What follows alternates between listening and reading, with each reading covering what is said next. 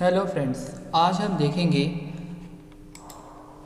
16 byte data को एक memory location से दूसरी मेमोरी लोकेशन में रिवर्स ऑर्डर में कैसे हम परफॉर्म करते हैं, कैसे ट्रांसफ़र करते हैं।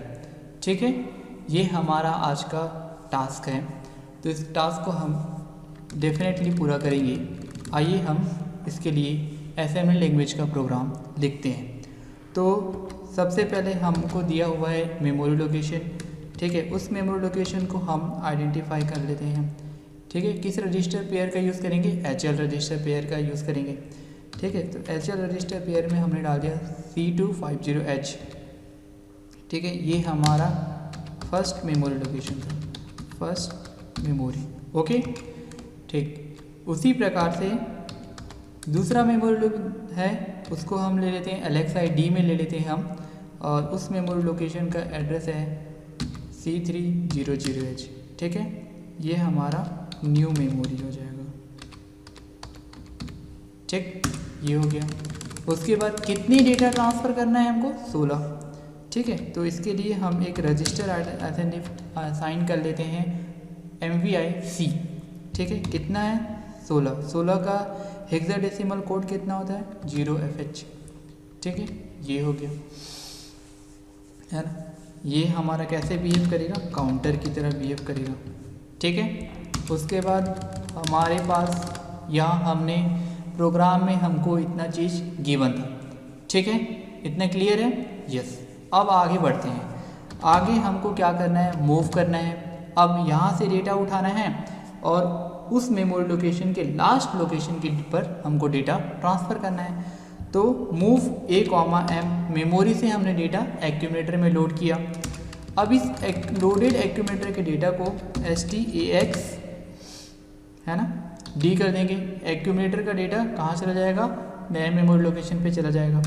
ठीक है, अब यहाँ पे हम INX यूज़ इसलिए कर रहे हैं क्योंकि C250H का डेटा ट्रांसफ़र हो गया है ना। कहाँ पे जाएगा C250H का डेटा? C300H की लोकेशन पे जाएगा। ठीक है, तो यहाँ पे अपन यूज़ करेंगे DCX। रिवर्स ऑर्डर में ट्रांसफ़र करना है ना, मतलब पहले मेमोरी का डेटा दूसरे मेमोरी के लास्ट पे जाना चाहिए। ठीक है, यही प्रोग्राम है ना, रिवर्स ऑर्डर में। तो यहाँ पे अपन DCX क्या करेंगे? D करेंगे। ठीक है, ये हो गया। उसके बाद 16 भी ट्रांसफ़र हुआ है कि नहीं? काउंटर, तो काउंटर को हम एक से क्या करेंगे? डिक्रीमेंट करेंगे। तो DCRC डिक्रीमेंट हो गया। ये हो गया। अब 16 बार ट्रांसफ़र करना है, मतलब एक ही काम को बार बार करना है, वो भी कितने बार? 16 बार करना है। तो इसके लिए हमको क्या लगेगा? लूप लगेगा। तो लूप लगा देते हैं JNZ। अब अपन ट्रांसफ़र करते हैं मेमोरी लोकेशन अब पे। ये अपना मेमोरी लोकेशन अब यहाँ पे आ गया। ठीक है, अब ठीक। अब उसके बाद और कुछ लिखना है क्या? नहीं। तो उसके बाद हमारा प्रोग्राम क्या हो गया? हॉल्ट हो जाएगा, हॉल्ट। ठीक है, ये हमने असेंबली लैंग्वेज में कन्वर्ट कर लिया है ना। असेंबली लैंग्वेज में हमने प्रोग्राम लिख लिया है। अब इसको हमको क्या करना है? मशीन लैंग्वेज में कन्वर्ट करना है। तो मशीन लैंग्वेज में कन्वर्ट करने के लिए हमारे पास एक टूल है, उसका नाम है असेंबलर। ये हमने उसको मशीन लैंग्वेज में कन्वर्ट कर लिया। ठीक है, अब इसमें आप स्टेप बाय स्टेप रन करके भी देख सकते हैं, या फिर run all at a time भी कर सकते हैं। तो run all at a time नहीं करेंगे, अपन स्टेप बाय स्टेप रन करके इस प्रोग्राम को समझेंगे कि प्रोग्राम कैसे रन हो रहा है। ठीक है, आइए हम स्टार्ट करते हैं प्रोग्राम को रन करना। ठीक, देखते जाइएगा आप। अभी C का कंटेंट क्या है? 00 है। ठीक है, तो हम प्रोग्राम को लोड करना चालू कर रहे हैं। ठीक है, ध्यान से देखिएगा। ये प्रोग्राम लोड हुआ, देखिए H में C2 आ गया।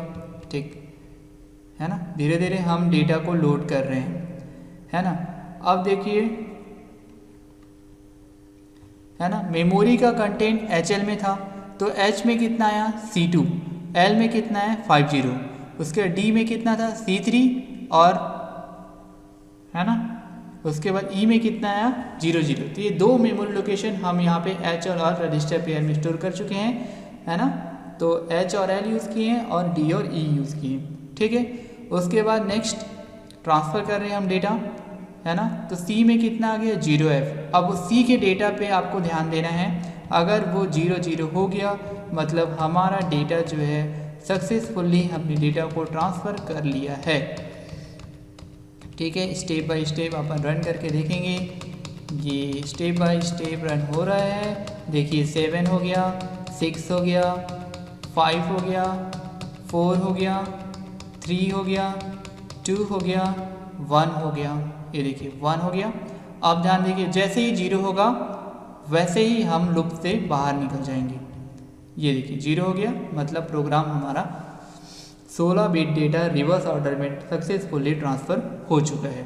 ठीक है, इसको आप run all at the time run all at a time भी करके देख सकते हैं। ये देखिए ठीक है, एट अ टाइम करेंगे तो डायरेक्टली क्या हो जाएगा, वो सीधा 0 0 पे दिखा देगा। Okay okay.